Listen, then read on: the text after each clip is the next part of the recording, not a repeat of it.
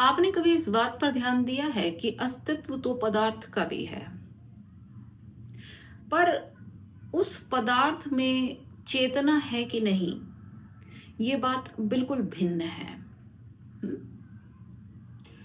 चेतना का अर्थ है बोध, अनुभव की क्षमता। हम्म? अब जैसे मैं कहूं पत्थर है,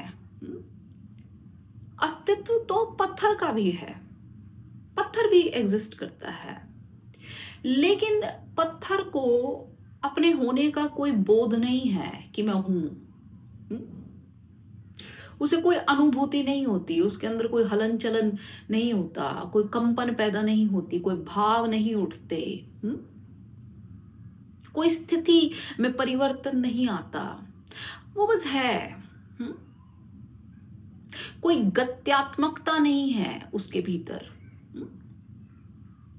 फिर आत्मा की अवस्था, जीव की अवस्था, उसे बोध है कि मैं हूं, अपने होने का बोध है, पर यह बोध नहीं है कि मैं कौन हूं, कि मैं क्या हूं। इस बारे में कुछ नहीं पता, बस हूं, ऐसा है। ठीक है। फिर जो तीसरी अवस्था है इस अस्तित्व की, वो है कि ये भी पता चल जाना कि मैं कौन हूं, मेरे होने का कारण क्या है। वो परमात्मा की अवस्था है। जब इस तीसरे प्रश्न का भी उत्तर मिल जाए, ये घटना भी घट जाए, तो वो परमात्मा की अवस्था है। लेकिन ऐसा नहीं है कि कोई सदा एक सी अवस्था में रहता है। ये चेतना की अवस्थाएं हैं और इनमें व्यक्ति निरंतर डोलता रहता है। कभी अपने बारे में आपको कोई बोध नहीं होता, आप ऐसे ही होते हैं पत्थर जैसे, क्या कर रहे हैं, क्यों कर रहे हैं, किस लिए कर रहे हैं, आपको कुछ नहीं पता। आप बिल्कुल रोबोटिक वे में, मशीनी वे में चीजों को करते हैं। वो आपकी पदार्थ वाली अवस्था है, जिसमें आत्मा का कोई भान नहीं है आपको। फिर आप मनुष्य की अवस्था में आते हैं, जहां अपने होने का आपको कुछ बोध होता है। आपकी इन्वॉल्वमेंट होती है। फिर कभी कभी आप ऐसी अवस्थाओं में भी आते हैं जहां आप परमात्मा को भी छू जाते हैं। ऐसी अवस्थाएं भी आती हैं आपकी, पर आपका चित्त डोलता रहता है हमेशा, कभी इधर कभी उधर कभी उधर। आप देखिए, आपको कुछ नहीं पता, आपका नाम क्या है, आप कहां से आए हैं, कहां जा रहे हैं, आपका घर क्या है, कुछ नहीं जानते आप। अब कई कह सकते हैं मेरा नाम राम है कि श्याम है कि कुछ भी है, पर ये नाम आपको दिए हुए हैं, ये काम चलाऊ नाम है। आपको नहीं पता कि आपका नाम क्या है, या आपका कोई नाम है भी कि नहीं। ये नाम आपको संबोधन के लिए दिए गए हैं आपके परिवार के द्वारा। फिर आप कहाँ जा रहे हैं, आप कहाँ से आए हैं, आप क्यों आए हैं, आपको कुछ नहीं पता इन बातों के बारे में। कुछ जानकारी नहीं है इन बातों के बारे में आपको। आपका घर कहाँ है, अब कहेंगे कि मैंने ये मकान बनाया है इतनी मेहनत करके, ये मेरा घर है। पर ये जो मकान आपने इतनी मेहनत करके बनाया है, वो आपका घर कैसे हो सकता है, क्योंकि ये ढह जाएगा। जो चीज समाप्त ही हो जाएगी एक ना एक दिन, उसको अपना घर कैसे कह सकते हैं आप। आपका घर तो वही है जहां से आप आए हैं, जहां को आप जा रहे हैं, जो कभी ढह नहीं सकता, जो हमेशा है, जिसके बनाने में, जिसके होने में आपका कोई योगदान नहीं है। क्योंकि जब आप खुद मिट जाएंगे तो आपकी बनाई हुई चीजें कैसे टिकेंगी? हम्म? फिर चाहे वो आपका मकान हो, आपका नाम हो, आपकी धन दौलत, कुछ भी हो, पर जिस घर के बारे में मैं बात कर रही हूं उसके बनाने में आपका कोई योगदान नहीं है। वो सदा था, वो सदा है, वो सदा रहेगा। जिसे लोगों ने मोक्ष कहा है, मुक्ति कहा है, ब्रह्म कहा है, परमात्मा कहा है,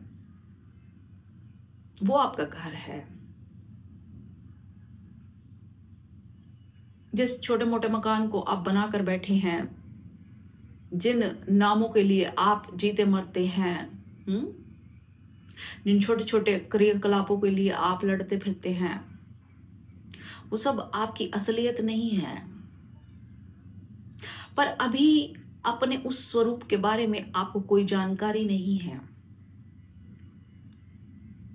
अभी आप अपने पदार्थ और जीव की स्थिति में डोल रहे हैं।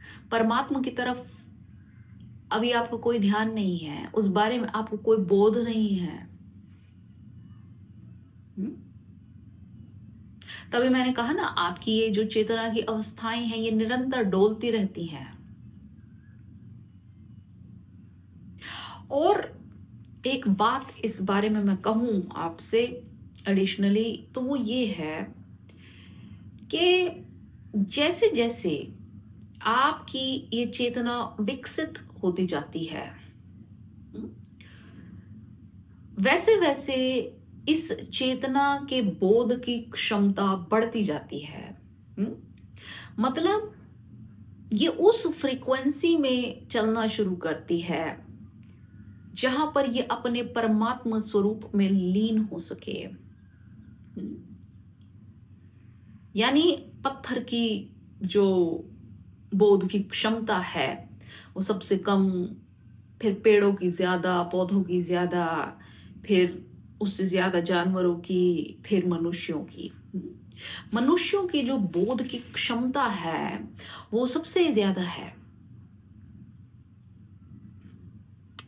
तभी मनुष्य अपनी उस चैतन्य की स्थिति को समझ सकता है, वहां पहुंच सकता है। जानवर नहीं पहुंच सकते, पेड़ पौधे नहीं पहुंच सकते। अब यहां पर एक और बड़ी समझने जैसी बात है। बहुत से लोग ये बात करते हैं कि अगर हम पहाड़ों में चले जाएं, पेड़ों में चले जाएं या जानवरों के बीच रहें तो हमें बड़ा अच्छा लगता है, सुकून महसूस होता है, ऐसा लगता है हम अपने आप से कनेक्ट कर रहे हैं। पर लोगों के बीच ऐसा नहीं होता। पर मैं आपको एक बात बता दूं कि इन सब जीवों के बीच, जिनके बीच आप जाने की बात कर रहे हैं, इनकी चेतना का स्तर, इनकी बोध का स्तर मनुष्य के बोध के स्तर से बहुत नीचे है। जो आप शांति का अनुभव करते हैं वो केवल भाषा का समझ ना आना, ये कारण है उसका। अगर कहीं आप पत्थरों की भाषा समझने लग जाएं, चींटियों की भाषा समझने लग जाएं, फूल पत्तों, पेड़ों, घास की समझने लग जाएं, जानवरों की समझने लग जाएं, तब आप पाएंगे कि आप कहीं पागल खाने में आ गए हैं। क्योंकि इनका जो चेतना का विकास है वो बहुत निम्न स्तर का है। तो जो भी आप पीस महसूस करते हैं, शांति अनुभव करते हैं इस वातावरण को चेंज करके, तो वो केवल इसलिए महसूस करते हैं क्योंकि अब जिस नए वातावरण में जा रहे हैं आप, वहां से आपका जो शब्दों का संबंध है वो समाप्त हो जाता है। तो ऑटोमेटिकली चुप्पी आ जाती है, सन्नाटा आ जाता है, शांति आ जाती है। क्योंकि कोई वर्बल कम्युनिकेशन, कोई मेंटल कम्युनिकेशन नहीं हो सकती। आप एक से स्तर पर नहीं है जहां पे बातचीत हो सके। समझ रहे हैं आप? लेकिन मनुष्यों के बीच में यह संभव नहीं है क्योंकि हमारा mental level, verbal level, understanding level सब कुछ एक सा है। उत्तर प्रत्युत्तर वाली बात होती है। लेकिन फूल पत्तों जानवरों के साथ ऐसा नहीं होता। आपको प्रत्युत्तर नहीं मिलते। समझ रहे हैं?